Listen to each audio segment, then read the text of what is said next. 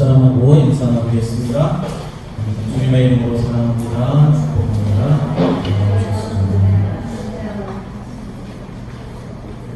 네, 감사합니다.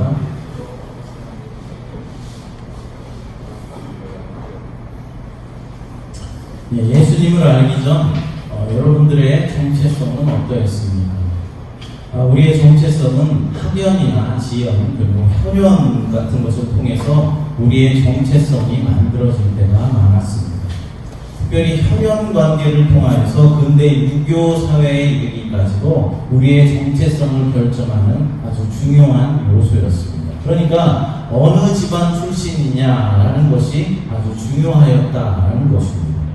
그런데 요즘 현대에 와서는 내가 가지고 있는 재력이라든가 그리고 그동안 쌓아왔던 스펙 등 조금 더 다양한 요소가 내 정체성을 판단하는 기준이 되었습니다.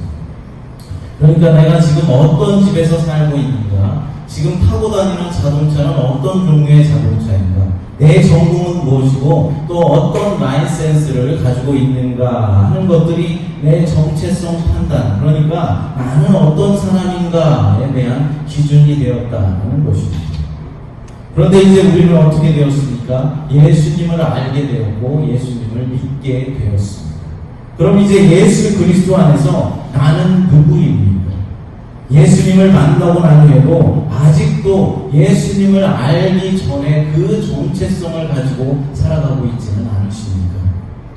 아직도 어떤 대학을 나왔느냐가 사람을 판단하는 기준이 되고 얼마나 좋은 집과 좋은 차를 소유하고 있는가, 또 그 사람의 직업은 무엇인가 라는 것이 사람을 판단하는 기준이냐는 말입니다. 아직도 만약 그렇다면 오늘 이 시간을 통해서 사도 바울의 그 모습을 보면서 배워야 하고 우리는 깨달아야 할 것입니다. 그래서 우리의 가치관과 세상을 바라보는 눈이 이제는 변화되었으면 좋겠습니다. 예수님을 만나고 난 후 바울은 예수 그리스도 안에서 새로운 피조물이 되는 체험을 하였습니다.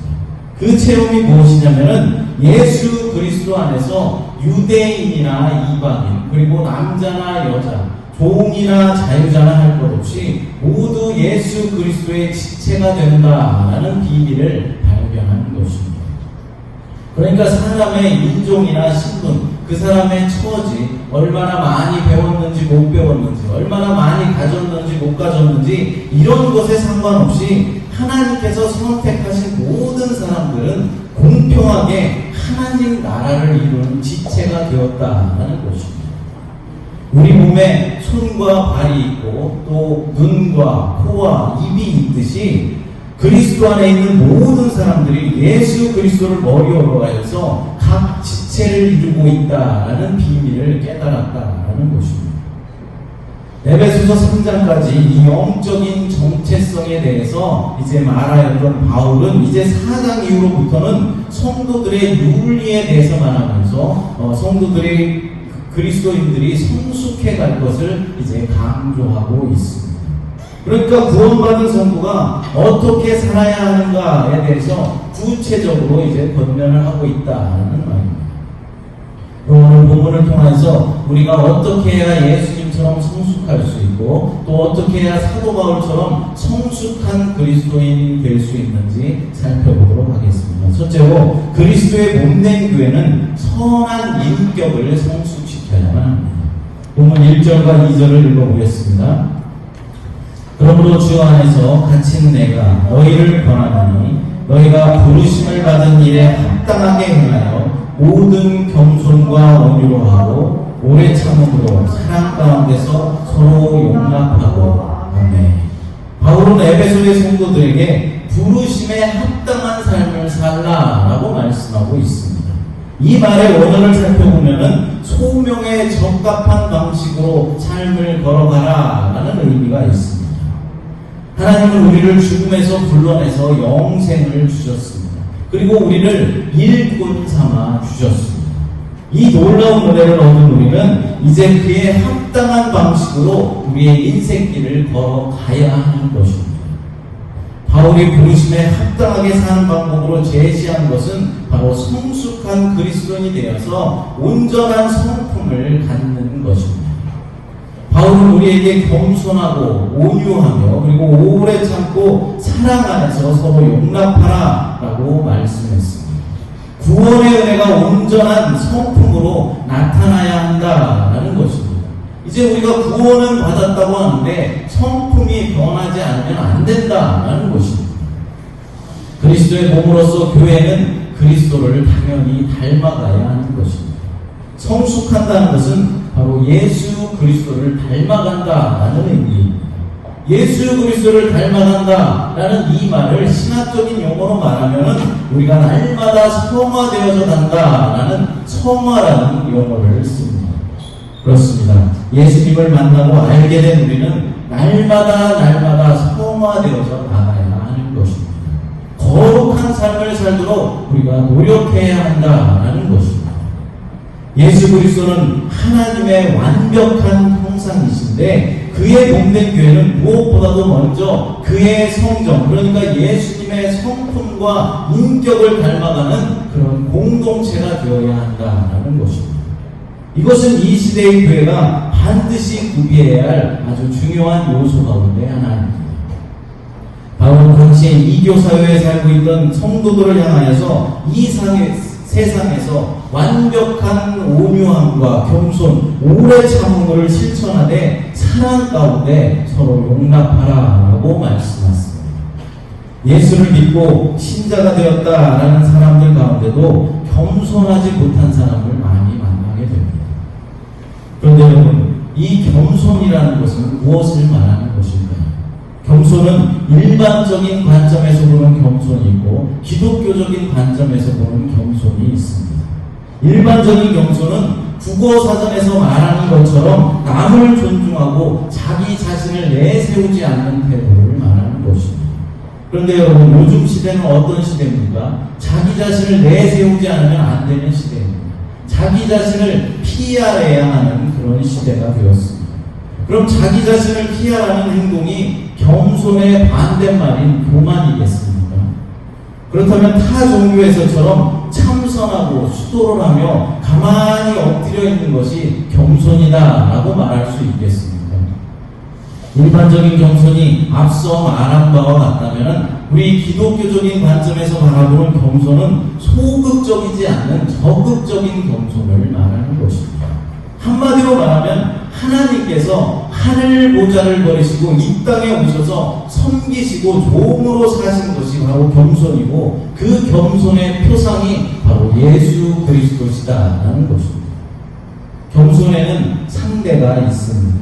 그 상대에게 겸손을 어떻게 표현하느냐가 문제인 것입니다. 빌립보서 2장 3절부터 4절을 한번 읽어보겠습니다. 빌립보서 2장 3, 4절입니다. 아무 일에든지 다툼이나 허용으로 하지 말고 오직 겸손한 마음으로 각각 자기보다 남을 낮게 여기고 각각 자기 일을 돌볼 뿐더러 또한 각각 다른 사람들의 일을 돌보아 나의 기쁨을 충만하게 하라. 아멘. 기독교의 겸손은 자기의 주어진, 자기 자신에게 주어진 일을 충실하게 다 행할 뿐만 아니라 다른 사람들의 일을 도와주는 적극적인 것입니다. 자기의 이익보다 다른 사람의 이익을 더욱 꾀하는 이타적인 겸손이 바로 우리 기독교적인 겸손이다라는 것입니다. 하나님께서는 내게 주신 재능을 남을 도와주는 데 사용하라라고 말씀하십니다. 그것을 하다가 생명을 마치게 되면 그것이 가장 아름다운 겸손이 되는 것입니다. 바로 예수 그리스도께서 그렇게 하셨습니다. 우리를 살리시기 위해서 자신의 목숨을 십자가에서 버리시는 것입니다. 그래서 예수님께서 가장 겸손하신 분이신 것입니다. 또 예수를 믿고 신자가 되었다는 사람 가운데도 아직도 온유하지 못하고 오래 참지 못하는 그런 사람도 많이 보게 됩니다. 우리 그리스도인들은 모두가 다 인격자들이 되어야 합니다. 성격과 태도가 부드럽지 못하거나 작은 일에도 참지 못하고 곧바로 분을 쏟아내는 사람은 진정한 신자가 아닙니다. 선한 인격을 헬라어로는 에토스라고 말하는데 이 말에서 에틱스, 그러니까 윤리라는 말이 나왔습니다. 그러니까 그리스도인들은 세상에서도 도덕적이고 윤리적인 삶을 살아야 한다라는 것이죠. 세상법도 준수하고 사회적인 책임도 져야 한다라는 말입니다. 예수를 믿고 은혜가 충만할 때 우리 성도들은 어떻게 말합니까? 자, 이제 세상에 나가서 썩어져가는 저 세상을 좀 변화시키자라고 말합니다. 그러나 그것보다도 더 먼저 되어야 하는 것이 있는데, 세상을 변화시키기 전에 나의 성정, 그러니까 나의 윤리와 나의 도덕이 먼저 변화되어야 하는 것입니다. 신앙생활은 정말로 잘하시는데 성품이 변하지 않는 성도들을 가끔 만나게 됩니다. 기도도 많이 하고 성경도 많이 읽고 누가 봐도 훌륭한 믿음의 사람인데 교회에서는 그런데 인격이 제대로 되지 못한 사람들이 있다라는 것이죠. 그래서 다른 사람을 업신여기거나 다른 사람에게 상처를 주기도 합니다. 기도는 하는데 기도대로 행동하지 않고, 말씀은 읽는데 말씀대로 살지 못하는 성도들이 얼마나 많이 있습니다. 그러므로 그리스도의 몸이 되어 교회를 이룬 우리들은 선한 인격을 성숙시키는 일을 제일 먼저 우선적으로 해야 할 것입니다. 둘째로, 그리스도의 몸된 교회는 연합과 통일성을 성숙시켜야만 합니다. 본문 3절부터 6절까지 읽어보겠습니다. 평안에 매는 줄로 성령이 하나 되게 하신 것을 힘써 지키라. 몸이 하나요 성령도 한 분이시니 이와 같이 너희가 부르심의 한 소망 안에서 부르심을 받았느니라. 주도 한 분이시요 믿음도 하나요 세례도 하나요 하나님도 한 분이시니 곧 만유의 아버지시라. 만유에 계시고 만유를 통일하시고 만유 가운데 계시도다. 아멘. 바울은 부르심에 합당한 삶을 살기 위해 우리가 하나 된 것을 힘써 지키라 라고 강조하고 있습니다. 바울이 하나 되기 위해 라고 말하지 않고 하나 되게 하신 것이라고 말한 것에 대해서 우리는 주목해야 합니다. 우리는 이미 그리스도의 사역을 통하여서 하나가 되었기 때문입니다.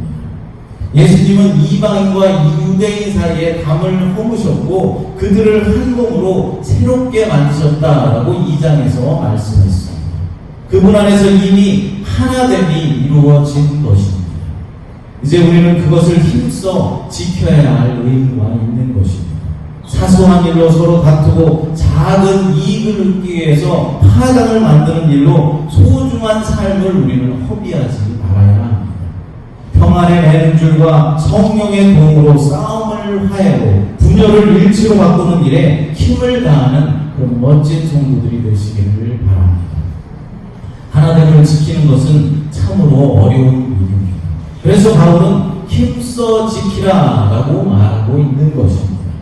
그런데 우리가 하나됨을 지키기 위해서는 반드시 성령님의 도우심도 분명히 필요하겠지만 동시에 내가 할 일도 있음을 우리는 잊지 말아야 할 것입니다. 먼저는 하나됨이 중요하다라는 것을 지속적으로 강조하는 것이 중요한 일입니다. 바울은 3절부터 6절에서 하나라는 단어를 계속 반복해서 4번씩이나 사용하고 강조하였습니다. 또한 하나됨을 지키기 위해서 자신이 먼저 모범을 보여주었습니다. 고린도전서 8장 13절 말씀을 읽어보겠습니다. 고린도전서 8장 13절입니다. 그러므로 만일 음식이 내 형제를 실족하게 한다면 나는 영원히 고기를 먹지 아니하여 내 형제를 실족하지 않게 하리라. 아멘. 이 고린도전서 8장의 내용이 무엇입니까? 우상에게 바쳐졌던 재물을 먹느냐 먹지 마느냐에 대한 이야기가 나오고 있습니다. 그런데 사도 바울은 13절에서 결론적으로 무엇이라고 말하고 있습니까? 만일 음식이 내 형제를 실족하게 한다면 나는 영원히 고기를 먹지 않겠다라고 말하고 있는 것입니다. 내가 아무리 고기를 좋아한다라고 할지라도 형제가 그것 때문에 실족한다면 나는 영원히 고기를 먹지 않겠다라고 고백하고 있는 것입니다. 그러니까 우상에게 바쳐졌던 재물을 먹느냐 먹지 않느냐 그것이 중요한 것이 아니라 그것으로 인하여서 한 사람이라도 실족하지 않는 것이 중요하다는 말입니다. 이것은 결국에는 이방인들과 그리고 믿음이 약한 사람들과도 하나가 되기 위해서 자신이 먼저 복음을 보이겠다는 말입니다. 우리도 이래야만 합니다. 나의 꺼리낌 없는 행동이 믿음이 약한 사람을 넘어지게 한다면 그 사람의 믿음이 성장할 때까지 우리는 기다려줘야 하고 자제해야 합니다. 먹고 싶은 것도 참고 하고 싶은 일도 좀 뒤로 미룰 줄 알아야 하는 것입니다. 그렇습니다. 우리는 교회가 더 이상 분열하지 않도록 하나됨을 지키는 것의 중요성을 지속적으로 강조하고 구체적으로 실천해 나가야 합니다. 그렇게 있을 때 우리는 하나됨을 지켜낼 수가 있는 것입니다. 셋째로 그리스도 안의 성숙은 다양성을 배제하지 않습니다. 본문 11절 말씀 읽어보겠습니다. 그가 어떤 사람은 사도로, 어떤 사람은 선지자로, 어떤 사람은 복음 전하는 자로, 어떤 사람은 목사와 교사로 삼으셨으니. 아멘. 온 세상을 창조하신 하나님은 얼마나 풍성하고 다양한 것들을 좋아하시는지 모릅니다. 여러분, 새 종류만도 9,000여 종이 넘는다고 말합니다. 그 색깔과 모양, 크기와 특성은 또 얼마나 다양합니까? 이처럼 하나님께서 어떤 동물을 획일적으로 창조하지 않으셨던 것처럼 그리스도는 신자를 획일화시키지 않으신다는 사실입니다. 그가 어떤 사람은 사도로, 어떤 사람은 선지자로, 어떤 사람은 복음 전하는 자로, 어떤 사람은 목사와 교사로 삼으셨으니 라고 말씀하고 있는 것입니다. 그리스도께서 성도들에게 다양한 은사를 주시고 이에 따라 그리스도의 몸된 교회를 세워 나가시는 것입니다. 그러므로 필요 없는 은사도 없고 교회에 필요 없는 성도도 없습니다. 우리는 가끔 교회에서 말썽을 부리고 어떤 문제를 일으키는 사람을 보면 저 사람만 우리 교회에서 없으면 우리 교회가 부흥되겠다, 잘 되겠다, 저 사람만 없으면 우리 교회가 평안하겠다라고 말할 때가 있습니다. 그러나 아무리 말썽을 부리고 문제를 일으키는 성도다라고 할지라도 다 나름대로 필요할 때가 있고 하나님께서는 그 사람을 사용하여 주신다라는 사실을 우리는 알아야만 합니다. 에스라 1장 1절부터 3절 말씀을 읽어보겠습니다. 에스라 1장 1절부터 3절입니다. 바사왕 고레스 원년에 여호와께서 예레미야의 입을 통하여 하신 말씀을 이루게 하시려고 바사왕 고레스의 마음을 감동시키시매 그가 온 나라에 공포도 하고 조소도 내려 이르되 바사왕 고레스는 말하노니 하늘의 하나님 여호와께서 세상 모든 나라를 내게 주셨고 나에게 명령하사 유대 예루살렘의 성전을 건축하라 하셨나니 이스라엘의 하나님은 참신이시라. 너희 중에 그의 백성된 자는 다 유다 예루살렘으로 올라가서 이스라엘의 하나님 여호와의 성전을 건축하라. 그는 예루살렘에 계신 하나님이시라. 아멘. 여기에 나오는 고레스 왕은 바사 왕국의 초대 왕이었습니다. 구약시대 이스라엘 백성들은 70년 동안이나 바벨론 왕국의 포로로 잡혀가서 고통을 당하면서 살았습니다. 그런데 그때 바벨론을 멸망시키고 이스라엘 나라를 해방시켜준 왕이 바로 바사 왕 고레스다라는 것입니다. 이스라엘 백성들에게 예루살렘으로 돌아가서 무너진 예루살렘 성전을 다시 건축하라라고 명령한 사람입니다. 고레스는 하나님을 믿지 않는, 하나님을 전혀 알지 못하는 이방 나라의 왕이었지만 그런 그가 하나님께서 세상 만국을 자신에게 주셨다라고 고백하고 또 이스라엘 하나님이 참신이다라고 거듭해서 하나님께 영광을 돌리고 있는 것입니다. 그렇습니다. 하나님은 하나님의 구속의 역사를 이루기 위해서 필요하다면 하나님을 모르는 사람도 이방 사람들까지도 사용하신다라는 사실입니다. 이렇게 하나님을 전혀 모르는 이방인들도 들어서 사용하시는 하나님께서 하물며 교회 안에 들어와 있는 교회의 지체들을 사용하지 않으실 리가 없는 것입니다. 그러니까 어떤 성도가 조금 문제를 일으키고 눈에 거슬린다라고 할지라도 우리 교회에서 필요 없는 사람이다 그렇게 말할 필요가 없는 것입니다. 사랑하는 여러분, 주님께서 주신 은사는 성도를 온전케 하기 위해서입니다. 그래서 신령한 은사를 가진 자마다 그 은사를 통하여서 자기 만족이나 교만의 일이보다는 반드시 성도를 세워서 영적으로 무장시키는 사명과 섬김을 감당해내야 하는 것입니다. 이것이 바로 그리스도의 몸을 세우는 것이고 그리스도의 몸을 성숙하게 하는 것입니다. 그러므로 교회에서는 될 수 있는 대로, 할 수 있는 대로 이 은사의 다양성이 충분히 발휘될 수 있도록 도와주어야 하는 것입니다. 가르치는 은사가 있는 사람은 교사로, 찬양과 악기의 은사가 있는 사람은 찬양팀으로, 섬김의 은사가 있는 사람은 세가족팀과 같은 섬김의 자리로, 그리고 음식을 잘하는 분들은 주방봉사로, 운전을 잘하시는 분들은 차량봉사로 각자 자기가 가지고 있는 메이저와 또 은사를 살려서 봉사하고 그리스도의 복음을 전할 수 있는 자리로 배치시켜 주어야 하는 것입니다. 이처럼 모든 성도들이 다양한 은사를 드러내는 풍성한 교회가 될 때 교회는 비로소 특정 부분의 기능적 장애를 피하고 건강하고 튼튼하게 성장하며 성숙해 나갈 수가 있는 것입니다. 마지막으로 교회의 성숙은 개인과 공동체에서 함께 추구되어야 합니다. 본문 15절 16절을 읽어보겠습니다. 오직 사랑 안에서 참된 것을 하여 범사에 되기까지 자랄지라. 그는 머리니 곧 그리스도라. 그에게서 온 몸이 각 마디를 통하여 도움을 받음으로 연결되고 결합되어 각 지체의 분량대로 역사하여 그 몸을 자라게 하며 사랑 안에서 스스로 세우느니라. 아멘. 오직 사랑 안에서 참된 것을 하여서 범사에 그에게까지 자랄지라. 그는 머리니 곧 그리스도라 라고 말씀하고 계십니다. 그의 성숙은 분명한 목표가 있습니다. 그 분명한 목표는 바로 예수 그리스도, 머리 대신 그리스도에게까지 성숙되고 자라나가는 것입니다.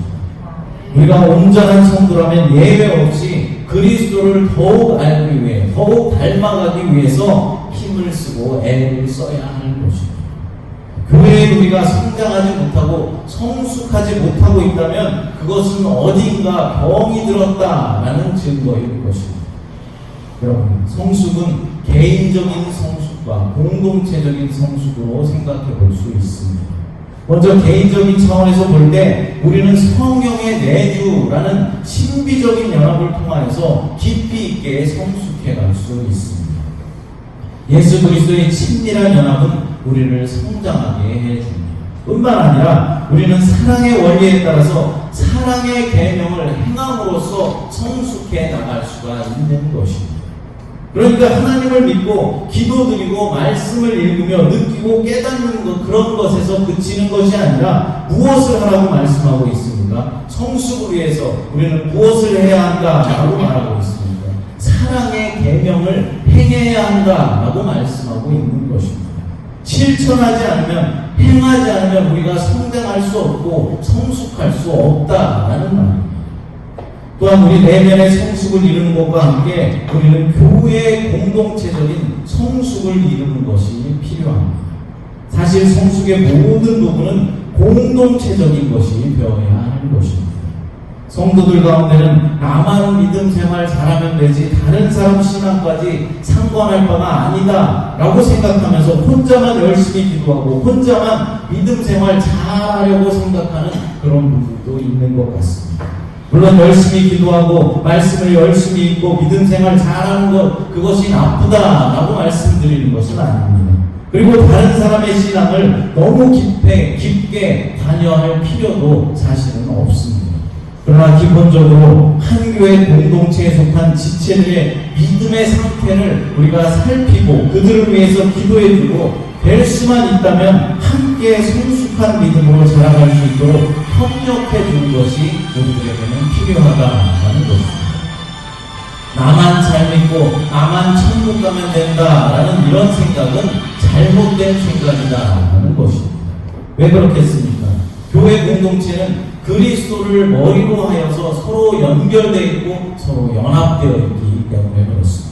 그래서 우리 지체 중에 한 사람이 병들면, 한 부분이 병들면 다른 지체들까지도 영향을 받을 수밖에 없기 때문에 그렇습니다. 얼마 전에 제가 어떻게 하다가 발가락 하나를 침대 프레임에 부딪혀서 이제 피멍이 들었습니다. 그랬더니 발가락 하나가 아프니까 온몸이 불편하고 온몸이 힘이 들었습니다. 그렇습니다. 교회 공동체 가운데 한 사람만 시험에 들고 무언가 잘못되면 교회 전체가 힘들어지고 교회 전체가 고통을 받게 된다는 사실입니다. 우리가 산속에 들어가서 홀로 생활하지 않는 한 그리스도께서 강조하시는 성숙은 모두 공동체에 달려 있습니다. 우리는 사랑의 관계 속에서 성숙해 나가는 존재들이기 때문에 그렇습니다. 개인이 성숙했다고 해서 공동체가 저절로 성숙해지는 것은 아닙니다. 라이놀드 리버가 도덕적인 인간과 비도덕적인 사회라는 책에서 말한 것처럼 한 공동체가 성숙한 모습을 드러내는 것은 그렇게 간단한 일만은 아닙니다. 개인적인 회심이 있어야 하고 또 예수님을 닮아가는 것과 함께 공동체적인 회개 또 공동체적인 결단과 정의로움의 실천이라는 공동체적인 영역의 변화가 있어야 하는 것입니다. 성경에 등장하는 사무엘 선지자의 미스바에서의 대각성운동과 마가 다락방에서의 성령 체험 등이 공동체적인 결단과 변화의 예라고 말씀드릴 수 있습니다. 우리 새마음교회도 이러한 대각성과 회개의 운동이 일어났으면 좋겠습니다. 개인적인 믿음의 성숙과 더불어서 우리 새마음교회 공동체적인 성숙이 일어났으면 좋겠습니다. 이런 성숙을 이루기 위해서는 우리들 한 사람 한 사람 각자가 순결해야 하는 물론이거니와 서로가 서로를 섬기고 사랑하는 진실함이 있어야만 하는 것입니다. 하나님은 우리를 그리스도 안에서 한 몸으로 불러주셨습니다. 그리스도를 머리로 우리는 그리스도와 모두가 다 연결이 되어 있는 것입니다. 그리스도의 몸으로서 교회는 특정한 어떤 몇 사람에게만 집중하는 것이 아니라 모든 성도의 성장과 성숙에 관심을 가져야만 합니다. 그것은 모든 성도가 그리스도와 연합해 서로 사랑할 때 가능하다는 말입니다. 우리는 각자에게 주어진 사명을 각자에게 주어진 자신의 사명을 잘 감당함과 동시에 서로 성장하도록 격려하며 돕는 그런 성숙한 공동체가 되어야 합니다. 하나님이 진정으로 원하시는 교회의 모습은 어떤 것이겠습니까? 한 몸으로 함께 성장하며 성숙하는 서로 섬김과 서로 사랑의 공동체입니다. 우리 새마음교회가 이런 섬김과 사랑의 공동체가 되었으면 좋겠습니다. 이 시간 함께 찬양 부르시고 함께 통성으로 기도하는 시간 갖도록 하겠습니다. 아까 부르셨던 찬양 함께 찬양합니다. 은혜가 풍성하신 하나님 감사합니다. 우리 새마음 공동체에 속한 모든 지체들이 서로 섬김과 서로 사랑으로 날마다 성숙해갈 수 있도록 도와주시옵소서. 그것을 위해 교회의 머리이신 그리스도로 연합하고 한 몸을 이룰 뿐만 아니라 우리들 각자에게 주어진 은사들을 사용할 수 있는 다양성을 드러내는 그런 풍성한 교회가 될 수 있도록 하나님 역사하여 주시옵소서. 그래서 우리 모두가 성숙한 그리스도인으로 성장해 갈 수 있도록 성숙해 갈 수 있도록 하나님 역사하여 주시옵소서. 거룩하신 예수님의 이름으로 기도드리옵나이다.